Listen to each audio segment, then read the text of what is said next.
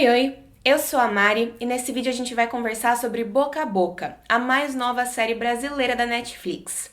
Se você ainda não assistiu a essa série, fica tranquilo, você pode continuar assistindo esse vídeo porque eu vou fazer um vídeo sem spoilers, eu vou falar sobre as minhas opiniões sem spoilers. Se você já assistiu a série, fica comigo até o final, que eu vou reservar alguns minutinhos no final do vídeo para comentar sobre alguns pontos específicos envolvendo alguns spoilers que talvez você queira discutir também, mas eu aviso quando chegar esse momento. Bom, Boca a Boca, que é a mais nova série brasileira da Netflix, se passa numa cidadezinha no interior, chamada Progresso. Nessa cidade, a população descobre a existência de um novo vírus contagioso que é transmitido pela saliva, pelo beijo, e por isso está atingindo os adolescentes com bastante intensidade. Logo no começo, logo nos primeiros episódios, a doença causada por esse vírus é descrita como uma síndrome infecciosa, causada pelo contato íntimo, pelo beijo, pela saliva, pela troca de saliva, que provoca uma desordem no sistema nervoso, causando sintomas como alucinações e uma mancha na região da boca, que é capaz, inclusive, de se espalhar pelo corpo e confundir os sentidos da pessoa infectada. Inicialmente eu estava bastante receosa sobre assistir ou não a essa série pela proximidade do assunto, Afinal, ela aborda um vírus contagioso que pode ser letal. Mas Boca a Boca tem poucas similaridades com a situação que a gente está vivendo hoje.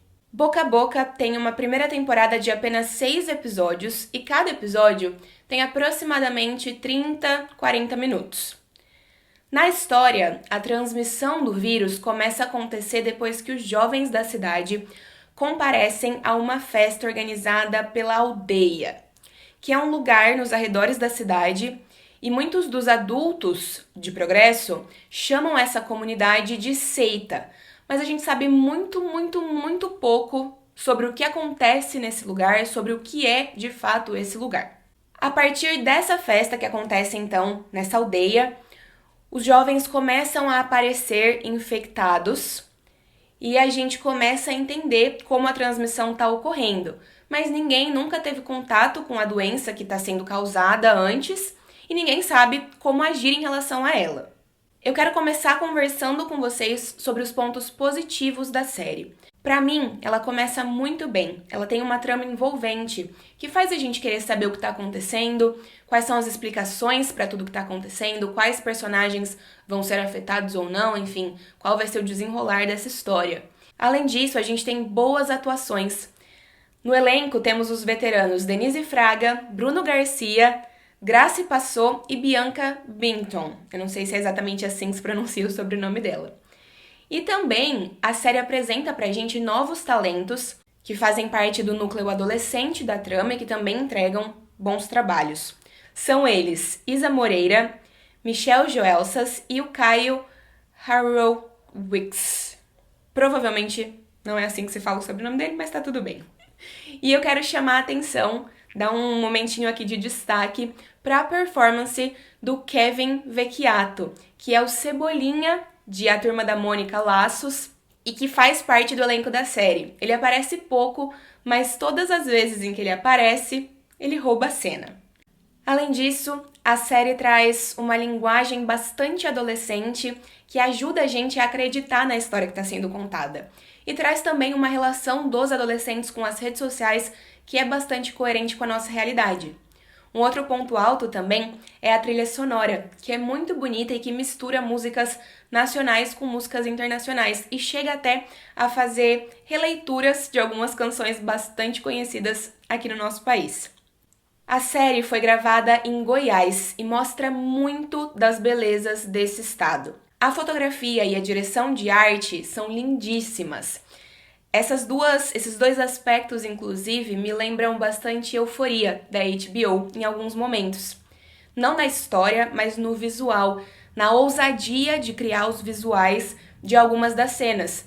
Por exemplo, as cenas das festas, as maquiagens que os adolescentes estão usando nas cenas das festas, ou também as cenas de alucinação que os infectados pela doença acabam tendo. Tudo isso tem um quê de euforia pra mim, de uma maneira bastante interessante e legal de assistir. Um outro ponto da série que me lembra Euforia, ou Euphoria da HBO também, é, de novo, a ousadia em explorar visualmente os desejos, os anseios, as vontades e por vezes até os hábitos, né, dos adolescentes de forma geral. A série não tem medo de trazer esse universo pra tela.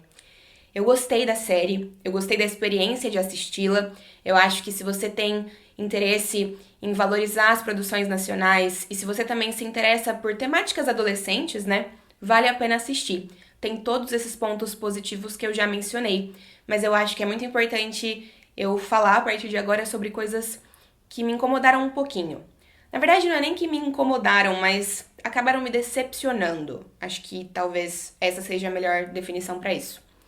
Pro fim da temporada, nos últimos 2 episódios, a série começa a abordar alguns assuntos que parecem fugir, deixar de lado o assunto principal, a temática principal, que é o vírus. Eu não acho que a série precisava de mais episódios, apesar de 6 episódios ser um número baixo, mas eu acho que o final deveria ter respondido várias das perguntas que foram feitas ao longo da temporada. Eu gosto do fato deles inserirem novos conflitos, novas temáticas e ampliarem o universo dos personagens, porque a gente tem personagens bastante interessantes e que merecem que outras histórias, para além dessa doença, sejam exploradas, né? Mas eu acho que é necessário resolver, ou pelo menos andar, caminhar com as tramas que foram inicialmente propostas. Eu sinto muito que quando a série vai se encaminhando para um final, a gente não tem as resoluções que a gente esperava ter quando a série começa, quando a série tem início, né? Então a gente tem uma construção de história bastante interessante no começo, que envolve um certo suspense e que traz elementos que ajudam a prender a gente na história mesmo, na trama, em como ela está sendo contada. E aí, conforme a temporada vai se encaminhando para um final, tem muita coisa para responder, muita coisa que foi inserida precisava de resposta e essas respostas não são entregues. Eu, que sempre gostei muito de séries pelo fato das temporadas serem bastante completas e normalmente finalizarem a maioria das propostas e tramas e questionamentos desenvolvidos ao longo da temporada, sinto falta dessa finalização completa que responde a maioria dessas coisas, que traz a resolução para a maioria dessas coisas, claro, deixando um ou outro conflito em aberto, mas não simplesmente deixando a gente esperando por tudo que foi criado durante mais um ano. Eu acho que a gente perde muito nesse 1 ano de espera. Então, a série acaba, por vezes, mesmo tendo 6 episódios, enchendo um pouquinho ali a trama com outras coisas que não são tão relevantes no momento, e tudo bem em alguns momentos, porque, como eu disse, é importante trazer mais do universo desses personagens para a história, mas acaba deixando a gente com muita expectativa e sem muita resposta. Não sei se fez muito sentido. E agora, se você não assistiu a série, você pode, talvez seja melhor, né, sair desse vídeo e assistir a série antes de continuar. Mas se você já assistiu a série, você vai entender o que eu tô falando. Tem spoilers nos próximos minutos, é pela conta de vocês em risco. Tudo isso que eu acabei de falar sobre a falta de respostas importantes se refletem nas seguintes perguntas que eu vou trazer para vocês agora. Por exemplo, os experimentos genéticos feitos na fazenda da família Nero têm a ver com o vírus?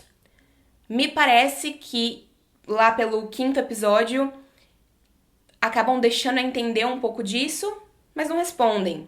Será que foi algo dali que fez com que o vírus fosse criado? Ou será que ele foi criado dentro da aldeia? Né? Se a gente pensa naquela cena pós-crédito da Manu, né, sozinha, trancada, né, em cativeiro mesmo. Faria sentido alguma explicação nesse sentido. Mas a gente sabe muito pouco sobre essa aldeia. Eles jogaram... A sensação que eu tenho é de que esse tema foi jogado, esse elemento foi jogado, e falta ali um embasamento, uma explicação, até por vezes um suspense em relação a essa comunidade, um pouquinho mais de construção dela pra gente poder ficar também interessado em saber qual é a desse pessoal, o que acontece de fato ali. Uma outra pergunta que eu tenho muito, assim, existe uma explicação racional para o surgimento do vírus? Ou melhor, existe uma explicação racional para a cura desse vírus, para a cura entre aspas, né, para a melhora desse vírus?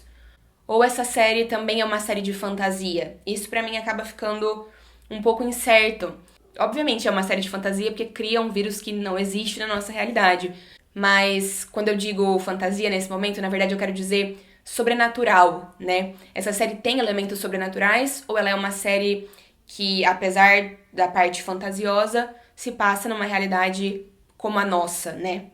Essas perguntas pra mim são perguntas que precisariam ter sido respondidas para que a gente tivesse uma compreensão maior da proposta mesmo da série como um todo. Mas como eu disse, eu gostei de assistir. Eu acho que tem elementos de produção muito interessantes e muito ousados, e eu gosto de ver ousadia em séries brasileiras, né, em produções brasileiras. Eu acho que o elenco, como eu disse, é muito interessante, fotografia, direção de arte, muito bem feitas, trilha sonora, a proposta inicial da série, a trama inicial da série é muito interessante, é envolvente, me envolveu, mas esse final ali, pra mim, não supriu as expectativas que eu tinha criado. Enfim, se você gostou desse vídeo, clique em gostei, se inscreve no canal. Se você já assistiu a série e tem comentários pra fazer sobre ela, por favor, faça aqui. Pode compartilhar suas opiniões, vai ser um prazer conversar com vocês um pouco mais sobre isso nos comentários, mas lembrem de fazer isso com bastante respeito, porque é sempre muito importante. Muito obrigada por terem assistido esse vídeo, um beijo e até a próxima!